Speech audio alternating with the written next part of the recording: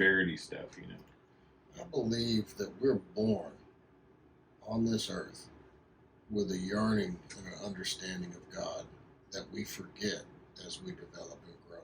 I agree. And if somebody truly is seeking God, truly is seeking their Creator, there's not a person, place, thing, or institution on this earth that can stop that. Yeah. Amen. You know, I went to this church and they acted weird to me, so I didn't go back, you know. You wear it on like a chip on your shoulder. You know, look, and you see people, you've got to be, we had a comment on the Facebook this week, and this guy got all offended that I said that, you know, life insurance is cheap and you should get it, otherwise you just, you know, like he misunderstood that. I don't know if you saw that. It was wild.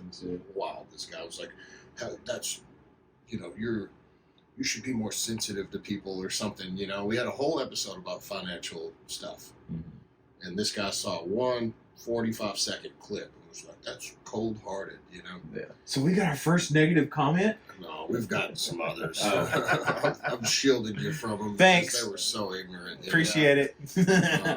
But shielded you from them. Yeah, but like, there's this like tone policing kind of idea that you see anytime you get a group of people together, somebody's like, well, I like what you said, but the way you said it, you know, it could really deter people from coming to Christ, you know?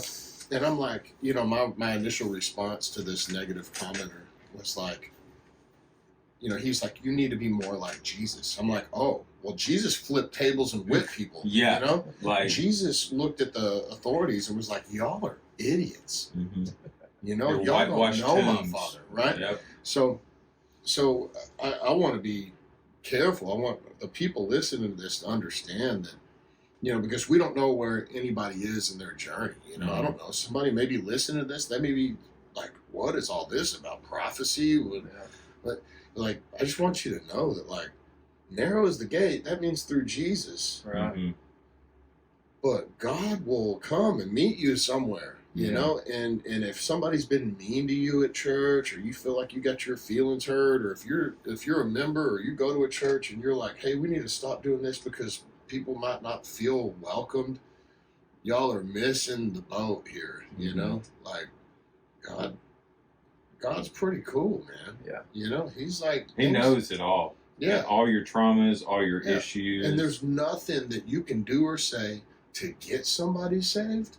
There's nothing that you can do or say to stop somebody from being saved. Yeah. Right?